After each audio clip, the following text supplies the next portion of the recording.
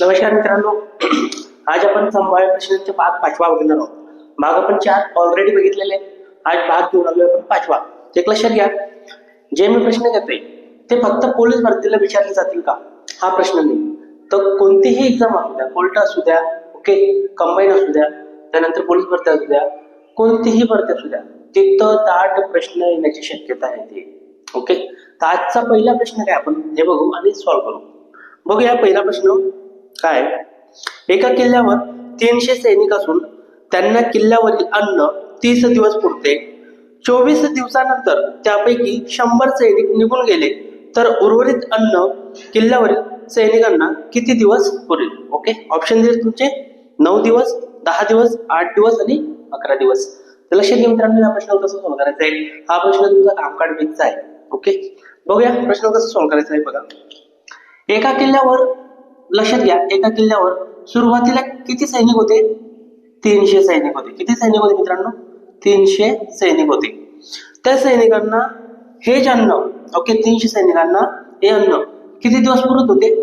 30 दिवस पुरत होते. किती दिवस पुरत होते. 30 दिवस पुरत होते. 24 दिवसानंतर, आता काय म्हणतोय तो, 24 दिवसानंतर, ओके, 24 दिवसानंतर 100 सैनिक निघून गेले. म्हणजे किल्ल्यावर पहिले सुरुवातीला 300 सैनिक होते, याच्यामधून 100 सैनिक काय केले, निघून गेले. म्हणजे ते युद्धाला गेले असं समजा. ओके, तर ते त्यांना शिल्लक सैनिकांना किती दिवस पुरेल असा प्रश्न तुम्हाला विचारलेला आहे. तर करायचं काय, लक्षात घ्या मित्रांनो, एकूण सैनिक घ्यायचे. एकूण सैनिक किती तपले, 300, इथं 300 लिहा, गुणिले, ओके, दिवसांची वजाबाकी. बघा, इथं 30 दिवस होते, त्यानंतर 24 दिवसानंतर, म्हणजे काय, 24 दिवसानंतर 100 सैनिक निघून गेले होते. सुरुवातीला 30 दिवस अन्न पुरायचं, त्यानंतर 24 दिवसानंतर 100 सैनिक गेले. म्हणजे या दिवसांची सरळ वजाबाकी करा. 30 मधून 24 गेले, किती उरणार आहेत, 6. ओके, आणि भागीला, ओके, सुरुवातीचे सैनिक यांची वजाबाकी 6 आणि करायचं काय, भागीला काय वापरायचं. हे आता समजा 300 सैनिक होते, याच्यातून 100 सैनिक गेले, बरोबर का, 100 सैनिक गेले, तर किती सैनिक उरले मित्रांनो, 200. म्हणजे किल्ल्यावर आता किती सैनिक शिल्लक आहेत, 200. मग हा 200 भागामध्ये घेऊन येतो, आणला. चला करा काटाकाटी, 0 कट 0 कट 0 कट 0 कट, 2 ने 6 होते, 1 बे, 3 6, 3 9. म्हणजे ते उर्वरित अन्न सैनिकांना किती दिवस पुरणार आहे, 9 दिवस पुरणार आहे. ऑप्शन नंबर 1 याचा राईट आन्सर असणार हा मित्रांनो. प्रश्न करूया लगेच दुसरा. चला प्रश्न क्रमांक दुसरा बघूया. छान प्रश्न आहे. एक वस्तू 5060 रुपयाला विकल्यास 10% नफा होतो. जर तीच वस्तू 4370 रुपयाला विकली तर शेकडा नफा किंवा तोटा किती. आता पहिले प्रश्न समजून घ्या मित्रांनो. ओके, ऑप्शन दिले तुम्हाला 5%, 6%, 10% आणि 4%. याच्यात विचारलं काय बघा, एक वस्तू आहे, बरोबर का, एक वस्तू आहे, ती वस्तू 5060 रुपयाला विकली, बरोबर का, विकली, तर किती टक्के नफा होतो, 10% नफा होतो, बरोबर का, 10% नफा होतो. तर तीच वस्तू 4370 रुपयाला विकली, 4000 किती, 4370 रुपयाला विकली, तर शेकडा नफा किंवा तोटा काय होणार. आता एक लक्षात घ्या, इथं 5000 ला विकली होती, 10% नफा झाला. तर जर तोच वस्तू ती 4000 ला विकणार आहे, ओके, 4000 च्या जवळपास, तर त्याला 100% तोटा होणार आहे. काय होणार आहे, तोटा. म्हणजे आपल्याला याचं कन्फर्म झालं की त्याला तोटा होतोय, बरोबर का. आता याचे उत्तर कसं काढायचं, लक्षात घ्या. काय करायचं मित्रांनो, 5060 ची वस्तू 10% नफा मिळवला होता आणि तीच वस्तू त्याला कितीला विकायची होती, 4370 रुपयाला.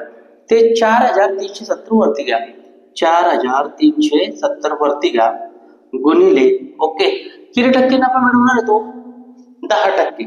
आपल्याला माहिती आहे नफ्या तोट्यामध्ये मी तुम्हाला शिकवलंय, जर नफा असेल तर कशामध्ये प्लस करावा, 100 मध्ये. जर तोटा असेल तर कशामध्ये मायनस करावा, 100 मध्ये. एवढं तुम्हाला मी शिकवलंय. जर तो 10% नफा कमवतोय म्हणजे 100 मध्ये प्लस केले तर किती होतील, 110. किती होतील, 110. आणि भागीला पहिली किंमत किती तुमची, 5060 रुपये, 5060 रुपये. चला काटाकाटी करू. बघा, हा 0 कट 0 कट, 11 ने या संख्येला भाग देईल, 11 एक 11, 11 चौक 44, किती उरणार आहे मित्रांनो तुमचे? किती? 7, 11चं 66. आता इथं आलाय 46 आणि वरची संख्या. दोघांना 2 ने कट केलं तरी चालतं, 2 ने कट करून टाकू.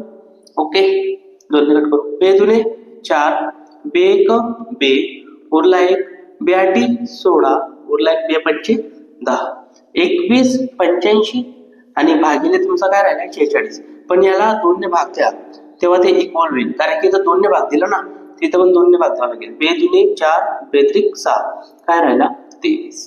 काय राहिला? 23. आता एक लक्षात ठेवायचंय. ओके, भाग व्यवस्थित द्या. 23 च्या पाड्या मूळ संख्या आहे, हिला मधून तोडता येणार नाही, डायरेक्ट भाग द्यावा लागेल. तर कसं देऊ? 23 एक 23, 23 नाव किती होतात मित्रांनो? 207. 23 नाम 207. पाडा थोडा अवघड आहे पण पाठव. 23 नाम 207, किती उरणार आहेत तुमचे? 207 मधून 218, 218 मधून 207 मायनस करा, किती उरतील? करा बरं कॅन्सल. इथं आपण भाग देणार होतो बघा. 23 नम 207 झाले. आता उरणार किती तुमच्या मित्रांनो? लक्षात घ्या. 207 आणि 218 मधून 207 मायनस केले, वरचे 3 आणि ते 8, किती उरले? 11. इथं 11. 23 पाचा 115, 23 पाचा 115, किती आलं? 95%. किती आलं? 95%. सर मला 95% तर ऑप्शन दिलंच नाही तुम्ही, बरोबर ना? हा प्रश्न आहे, 95% ऑप्शन दिलंच नाही. करायचं काय मित्रांनो? लक्षात घ्या. जे पण तुमची इथे टक्केवारी येईल याला कंपल्सरी 100 मधून मायनस करा, 100 मधून मायनस करा. तर मला सांगा 100 मधून 95 गेले तर किती होणार आहे? 5%. किती होणार आहे? 5%. पण हा 5% का होणार आहे? तोटा होणार आहे. काय होणार आहे? तोटा. तर ऑप्शन नंबर किती येणार आहे आपलं? 1 नंबर बरोबर, 1 नंबर बरोबर. प्रश्न करूया थर्ड लगेच.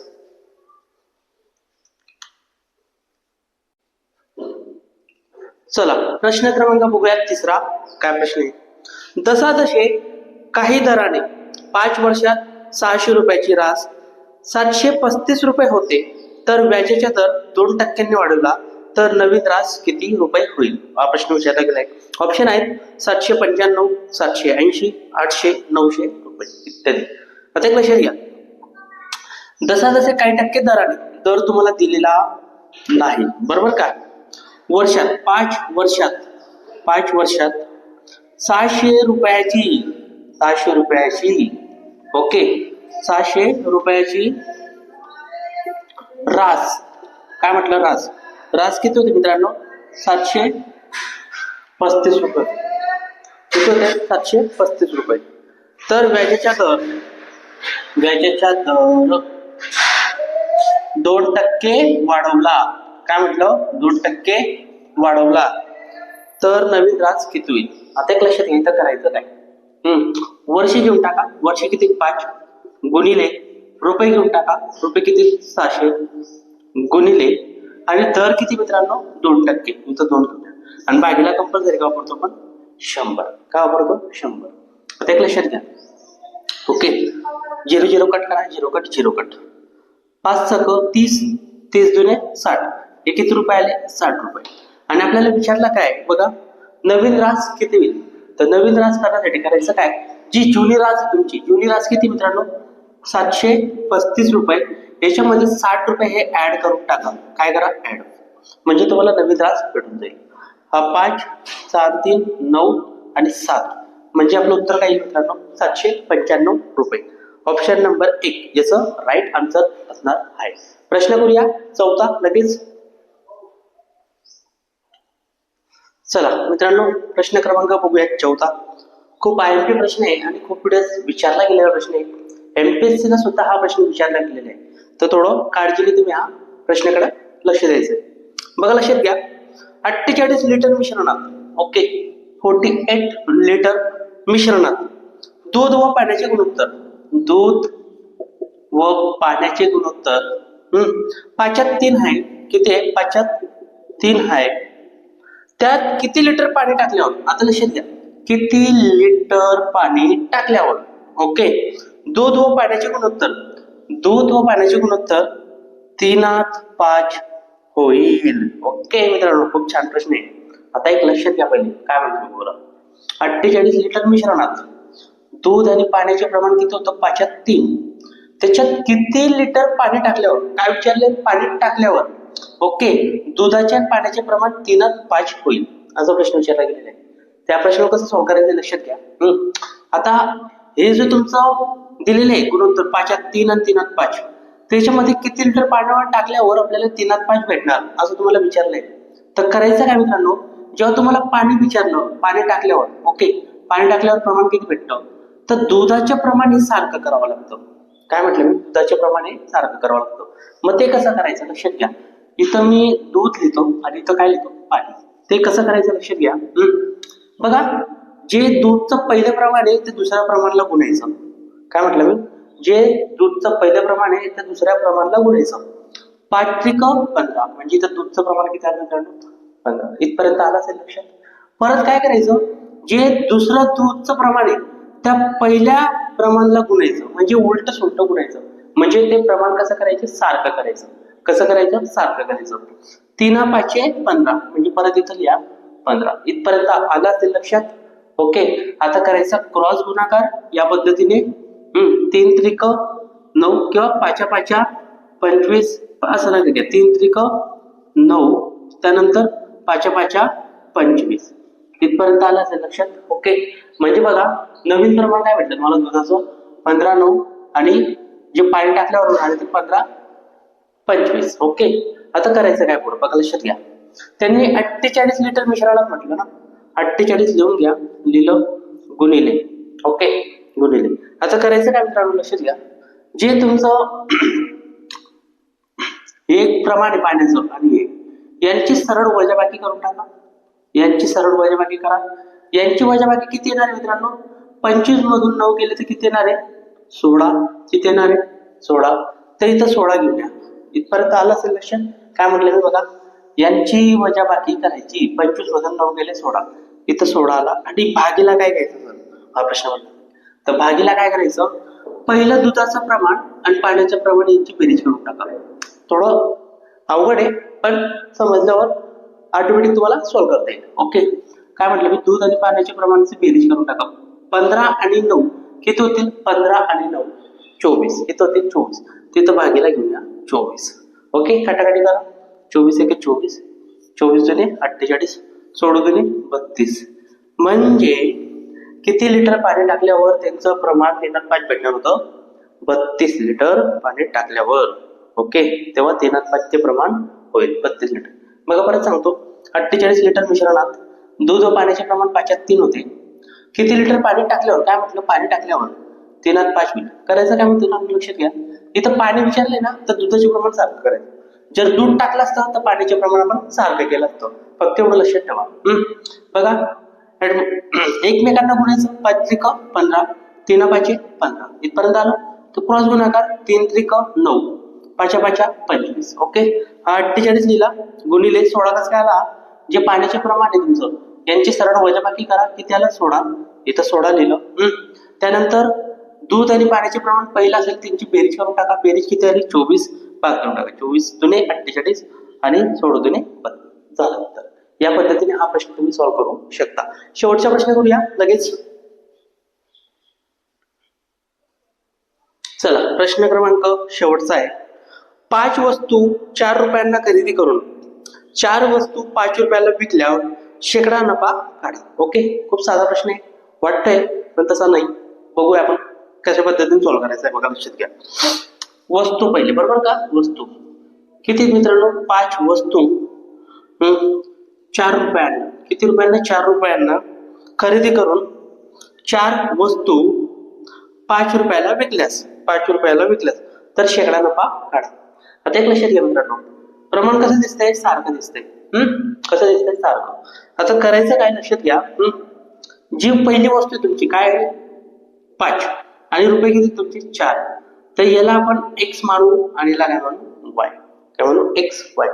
ओके, याचा फॉर्म्युला काय, x चा वर्ग त्यानंतर मायनस y चा वर्ग आणि भागिले तुम्हाला y द्यायचा आहे y चा वर्ग आणि गुणिले कंपल्सरी 100. कारण की का, ओके, खरेदी वस्तू येते आणि शेकडा नफ्यामध्ये विचारली म्हणून हा फॉर्म्युला तुम्हाला यूज करायचा आहे. तर x ची किंमत किती, 5 म्हणजे x चा वर्ग म्हणजे 5 चा वर्ग किती, 25 मायनस y ची किंमत किती, 4 4 चा वर्ग किती, 16 भागिले परत इथं गुणिले कंपल्सरी काय तुमचा 100. आणि परत वायच्या वर्ग, वायच्या वर्ग काही परत 4च्या 16, इथं आला तुमचा 16. मग हे सर हे घेऊ नका, तुमचं ऑटोमॅटिक उत्तर निघून येणार आहे. 16 मायनस 25 मायनस 16 किती होणार आहे? 9 गुणिले हा 100 आणि भागिले राहिला 16. 2 ने भागते, 2 ने देऊन टाका, 82 16 2 10 शून्याच्या 0. या सरळ यांचा गुणाकार करा, 9 5 45 आणि हा 0 आणि खालीला गेला 8. ओके, बघ द्या 8 5 40 किती होणार? 5. 8 6 48 उरले 2.0. 8 2 16 उरली 4 0. 8 5 40 म्हणजे किती उत्तर येणार आपलं? 56.25. ऑप्शन नंबर 1 शेकडा नफा होणार आहे. तर या पद्धतीने आज आपण पूर्ण 5 प्रश्न घेतलेले आहेत मित्रांनो. ओके, तर व्हिडिओ पूर्ण बघत चला आणि आपल्या मित्रांना नक्की शेअर करा. ओके, भेटूया आपण उद्या परत नवीन 5 क्वेश्चन घेऊन. जय हिंद, जय महाराष्ट्र.